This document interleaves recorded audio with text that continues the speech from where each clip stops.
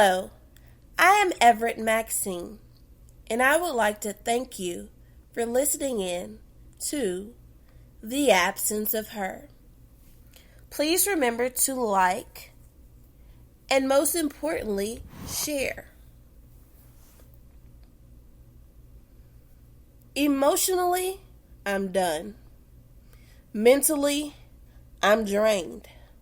Spiritually, I'm dead. Physically, I smile.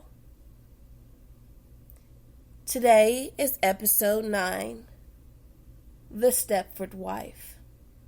Relationships Pt3. Every day I wake up with the peace of mind and courage that allows me to share my truths with you. I celebrate. But I am happy to share that as I begin the 9th episode of The Absence of Her, that the podcast has reached 200 listens and downloads. It was my prayer that my truths would reach others, and not just locally, but to areas I have never traveled to. The scripture says that God will do above what we can ask or think.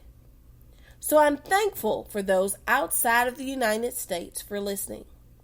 To those in Australia, Spain, Ireland, India, and France, thank you for your international support. To the United States, Georgia, Virginia, Maryland, California, New York, Illinois, and my home state of Texas, I thank you for your support. It allows me to realize that my vulnerability was not in vain.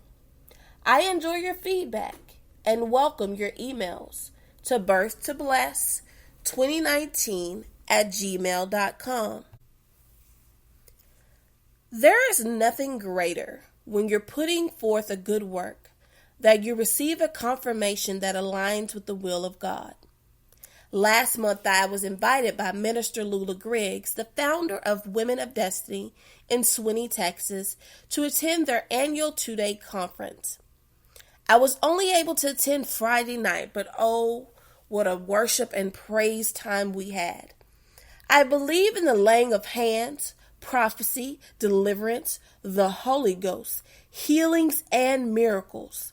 I was grateful for the opportunity to worship with God's people, my sisters and brothers in Christ. As the minister extended the invitation for prayer, when she laid her hands upon me, she told me that I was being delivered from the very thing that had kept me in bondage, and what I had been through would bring deliverance to others. I wept, because that had been my sole purpose of this podcast. Although I am aware God has several things in line for me, through this podcast, I pray that you, the listener, receive salvation, find a church home, and are delivered from whatever memory, person, or situation that keeps you bound. Episode 9, The Stepford Wife, Relationships Pt3. A Stepford wife is described to be someone that is so obedient and perfect that she seems like a robot. A woman extremely submissive to her husband, who meets his every need in an overly perfect way. Now, I may have never felt that I tried to be overly perfect in meeting his needs, and I'm pretty sure he will never say I was overly perfect. Maybe a little controlling, but never overly perfect. But I tried to be overly perfect to hide the fact that we were lacking. Not just lacking in love, but finances as well. I loved him, and I felt all of my actions were to support that love. We made several attempts at having a wedding. By the 3rd time we purchased a marriage license, we decided to go to the courthouse, where we were married on April Fool's Day of 2008 by Judge McDonald. We would say our adieus with no rings. We would not even celebrate. He would go straight to work that evening. My former husband would move into the duplex that I had been renting for a short while. He would be there, but his belongings remained at his mother's. Week after week, he would provide excuses as to why he had not yet fully moved into the home with his new wife. It would take his mother forcefully telling him that he was now married and must move his belongings. He would be well employed, and I would be a housewife for the beginning of our marriage. He worked nights in Sealy, which kept him away from home almost 14 hours a day. With both of us having paid for vehicles and our rent being only $250 a month, it seemed reasonable that the few hours I had available during the day would be at home with my husband. When he left for work, I was there with his lunch in hand. In the mornings, I would rise early so that he came home to a hot prepared breakfast. While he slept, I would spend the morning cleaning, doing errands, and taking his clothes to the laundromat. I did what I thought a wife should. I had no training. Of course, marriage doesn't come with a training book. I made sure the bills were paid when he brought home the checks. I was not a shopper. Pedicures and manicures were money I felt could be paid on a light bill. But one day, while he was resting, I saw his pay stub, in which the net pay was $1,800, not the $1,400 he had told me. It made me furious, because he had no reason to lie to me. He became furious as well just for me questioning him. And he told me, in the ugliest way possible, that I didn't do anything for him, cursed me, and told me, go make my own money. I was hurt, and then my hurt would rise as anger. I slapped him across the face. I worked hard at trying to please him. After I slapped him, I ran, and he quickly came after me. When I got to the living room, I huddled in the corner with nowhere else to go. I heard glass shatter. I looked up. He was still coming after me, not noticing the blood shooting from his arm. Quickly wrapping his arm, I drove him to the emergency room. I tried so hard to focus and to pray, with him yelling that it was all my fault, that his family said I would only hurt him, and that he was leaving me. He had promised me that if we got married, he wouldn't leave, that we would ride out our storms together. That was a lie. A marriage certificate does not force anyone into maturity. He could always return home to his mother's and live bill-free with no responsibilities. My parents were the exact opposite. I had chosen to marry, and as an adult, when you move out, you figure out how to survive. When I did return, the rules were the same, and bills were just as real at my parents' house as if I were on my own. The emergency room was able to stitch him up with no permanent damage. He would leave, and we had not been married 3 months. Seeing that argument over money almost cost him his life, I would be reemployed with Dow Chemical the summer of 2008. I was now working day shift and him nights. We got time when we could. After that argument, I refused to ever do his laundry again, and I never did. By the end of the year, he would receive a job opportunity with Freeport Welding. We would be working within blocks of each other and both working a day shift schedule. Financially, we were on the path of stability. So we thought. But it was just that we made enough income to cover our habit and our bills. It didn't last for long. In 2009, we would be both experiencing job loss. Although our unemployment was enough to provide, it was wasted between the both of us. We brought home about $3,000 a month. No dependents, no car notes, but any excess funds, we would be en route to Highway 2004 to gamble. I enjoyed our time when we won often, and the rush just made us want to play more. Late nights, no responsibilities, and we would frequently rent rooms to do it all over again the next morning. After a few months, the job offers weren't coming. We were ill prepared for no work and no income. I felt I had earned the right to be a little wasteful and carefree. I had worked since I was 16. When the funds were gone, we were still depending on gambling to provide. Some days we had no lights, but the gambling spot had AC, so we kept cool.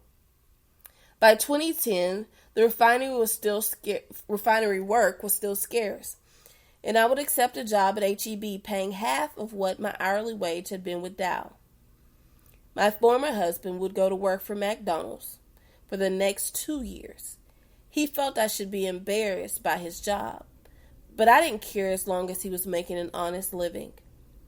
In 2012, I would still be employed when he finally would receive a job offer at a refinery in Clute. We went from 3 vehicles to 1.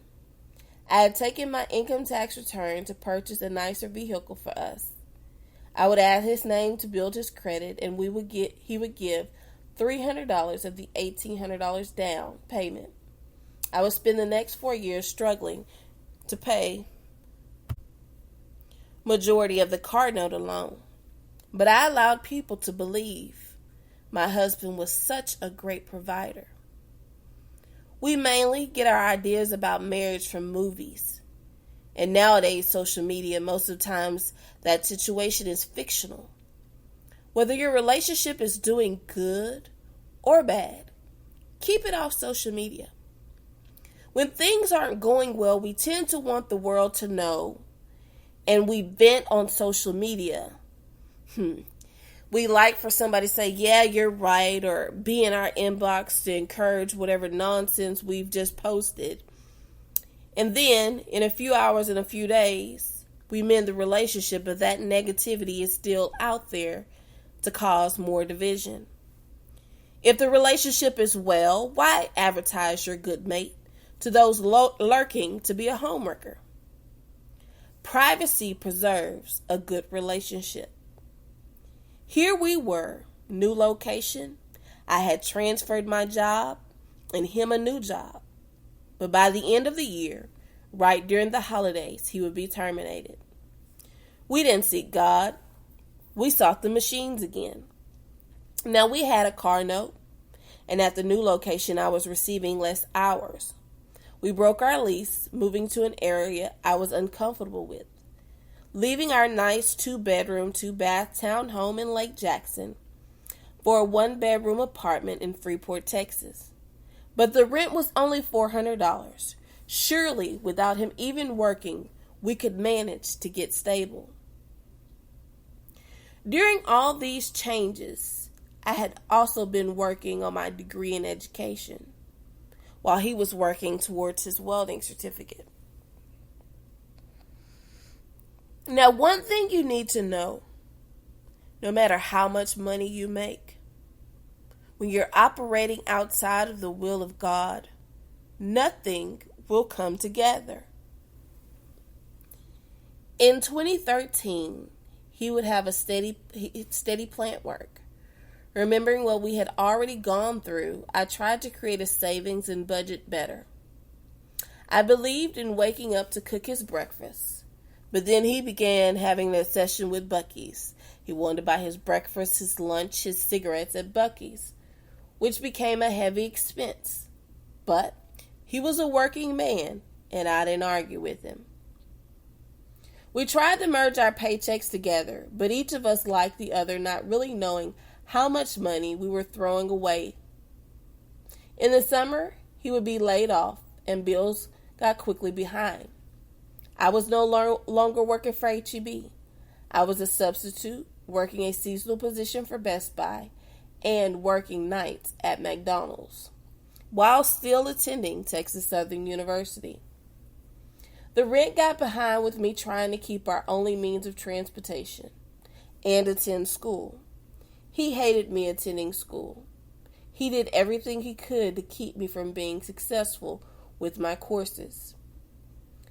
After years of supporting him to finish the welding certificate, 2 classes shy of receiving the certificate to have a better income for our household, he decided he no longer wanted to weld. It would be September of 2013. I would post our 73-inch TV for sale in an effort to save our apartment, trying to prevent yet another eviction. The final day, as the red notice was placed on our door, we would get an offer to buy the TV. I was so embarrassed when it ended up being an associate from back home who I had also worked with at Dow Chemical. He paid the extra amount owed and we would have a shelter a little while longer. After our most expensive possession was sold, I asked my husband, with the first not far away, how are we going to pay the next month's rent? He said, it'll work out. I also had faith and hope that he would take the lead and load as a husband should, but that never happened. He claimed I always wanted to control things, but he never wanted to lead, because the leader has to make the decisions and be accountable for their decisions, good or bad. He would once again find work that was way out in Pasadena. I would take him to work and sleep in the vehicle until my classes started hours later. I had to make the sacrifice so we could have shelter. But one little disagreement would lead to a fight on Facebook, and the next morning, blaming me, he would not return to work, knowing his job was already facing termination. This time, we could not make rent. October 2013.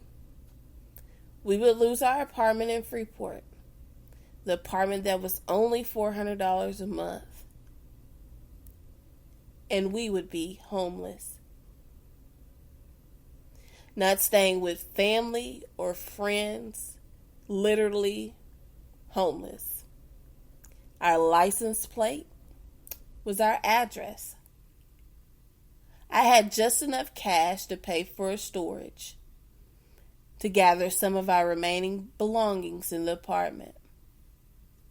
And we would spend about the next 2 months living out of the car, cleaning ourselves in gas stations, eating at the game rooms, cleaning ourselves in the game room bathrooms, I sleeping in the back seat at night while he sat up, making sure nobody did anything to the car or to me.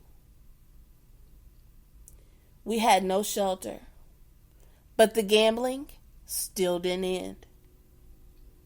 I spent days tired and frustrated while still attending school and working 3 different jobs. When was he going to become the husband I knew he could be and take care of his wife? Especially because I had always looked out for us. I was too ashamed to tell anybody what we were going through, because I had painted the picture that we were doing well. Things were going well. We weren't struggling. We had relocated. We were working. Our finances were great. We were on the come up. Especially with my parents. My parents, who had basically told me not to get married. Not that they hated him, but hey, they saw what I refused to see. I remember one night we were sitting in a parking lot and I was hungry. We hadn't ate for a couple of days. I was exhausted. And I called my mom and I just began weeping. We didn't even have enough gas to go back home. And I wanted to go back home, but she said I would have to ask my father. And even if I went back home, my husband couldn't go with me. So I cried to her that night. I talked to her that night. And I stayed right there with him. I had no idea he had been telling his mom about our situation. I didn't want anyone to know we had failed. She invited us to come stay. I had to swallow my pride because I just knew being homeless like we were would be a wake-up call for him to get it together. Once again, I was wrong. At the beginning of 2014, I would receive a plant job offer right in Bay City, and I took him along and they gave him a position as well. This time I requested, out of the 4 paychecks a month that we were receiving, he give me at least 1 paycheck a month because we were still recovering from being homeless. No rent and no bills. Here we were with the perfect opportunity to become financially stable. But after holding just one of his paychecks, he would accuse me of trying to control his money. When people would ask, what were we doing in Bay City? Of course I couldn't tell the truth. I told them our lease had just been up when we were given the jobs, and so that we were saving to purchase a house, and that's why we were living with my mother-in-law. We could have purchased property and a house, with our bring home income together being at a minimum of $1,500 a week. But we didn't. The job started February 2014. May 2014, we would go to Louisiana for Mother's Day weekend. We rented a room with a jacuzzi. We had a marvelous time. And when we returned, I asked him for his money because I was ready to move. His savings, what he saved up for us to move, and he had no money. No money at all saved up. He confessed that the few $100s that he did have saved up, he spent on the trip. His mother, with tears in her eyes, said he had only given her $40 for Mother's Day. The $50 a month she was asking for our stay there, he had not given her. I was hurt, angry, embarrassed. I had lived in a car with this man showing my dedication and loyalty, and at this point, he had made it clear that he was not going to be a provider. It was 2014 that my heart left the marriage. I would get my own place in Swinney, Texas, leaving him at his mother's home. Things between us never got any better. We continued to go in the same toxic cycles. I continue to want and hope for things to improve and work out. No relationship is perfect, but there should not always be a struggle either. His favorite excuse was that the first 5 years of the marriage are the hardest. Words have power, but we already had spent several years together, so there should be no lack of a struggle. Some important things to remember. I took him from his mother before he had developed himself as an independent man. He had not become a complete single. I had not become a complete single. I had not even figured out who I was as a young woman.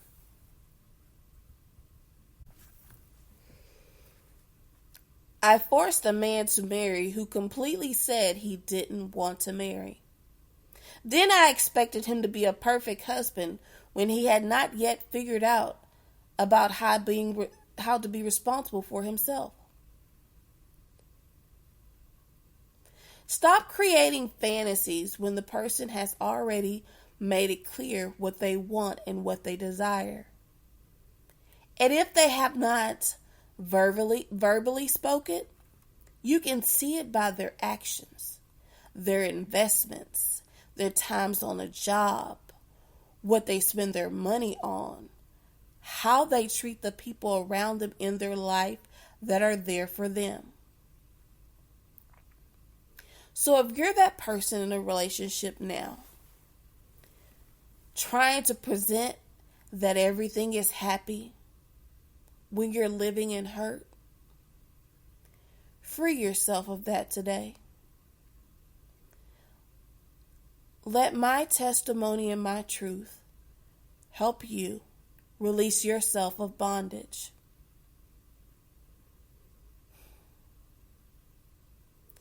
God did not create you to live in hurt and bondage. I am Everett Maxine,